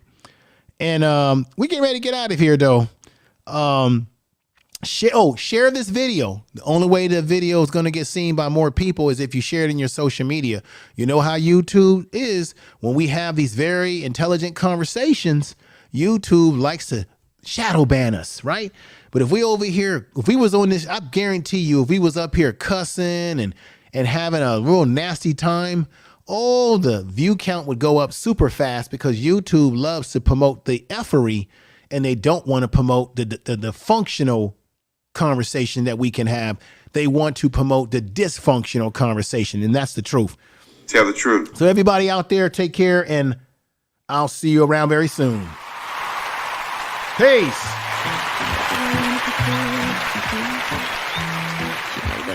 You are listening to Information Man. Please make sure to subscribe to his channel. Glorion Murray, thank you for the super chat again. And Natural, thank you for all your support too. I appreciate all of you. I think you know that I care for you. I think you know that I care for you. I do. But sometimes I can't be there for me. Sometimes I can't be there, baby, can't you see that I'm just being me? Sometimes we're just colliding and we keep on fighting, but we'll be okay, 'cause we got unconditional love. Sometimes we're just crying, but we'll keep on trying. I know we'll be okay, 'cause we got unconditional love. Damn, I don't wanna be mad on you. No, I don't wanna be mad on things you do. But sometimes I need what's best for me. Sometimes I need what's best, baby, can't you see? Can't be there when you weak. No, no, no. Yes, I want you to be here for me. Of course I want you to be here, don't disappear. Sometimes I need you strong for me. Sometimes I need you strong when I'm on my knees. Oh baby, please.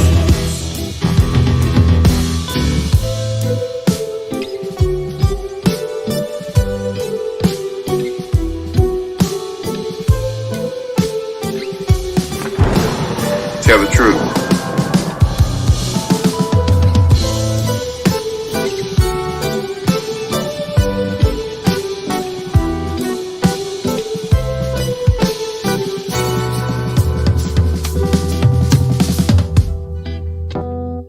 I don't question your love, I know it's there, and even if we don't agree, I know you Tell the can't, truth. baby, you and me, we meant to be. You don't question my love, you know it's there, and even if we don't agree, you know I can't, 'cause baby, you and me, we meant to be. It's you and me, unconditional love. You and me, unconditional love. Sometimes we just hiding, and we keep on fighting, but we'll be okay, 'cause we got unconditional love. Sometimes we just crying, but we'll keep on trying. I know we'll be okay, 'cause we got unconditional love.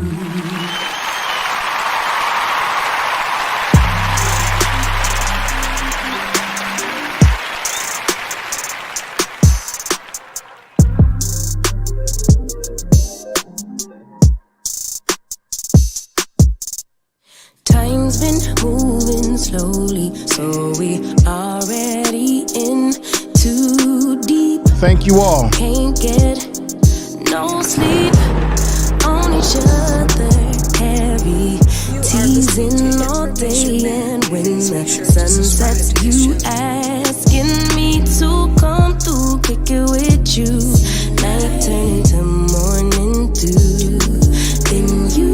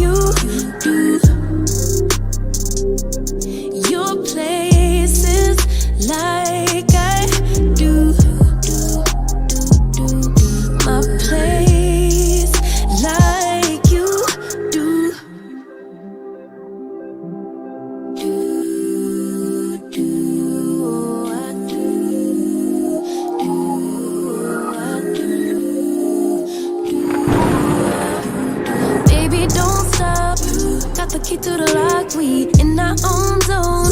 Make yourself at home, get to know mine on the inside. We can meet at yours next time. And you feel it freshening, lose control. You don't wanna go slow, for sure. We both already know your place is my place now. Tell the truth. Face it, baby, you know all the places, places. My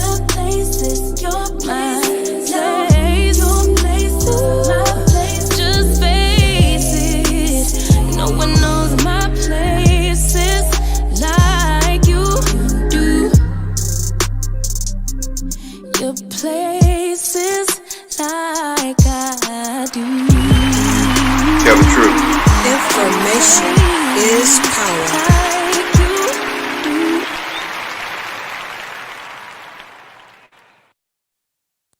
Information is power.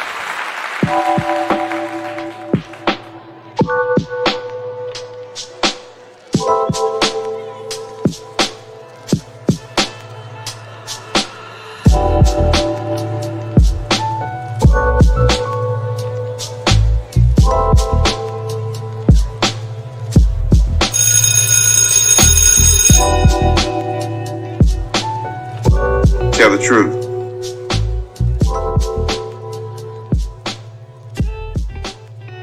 Information is power.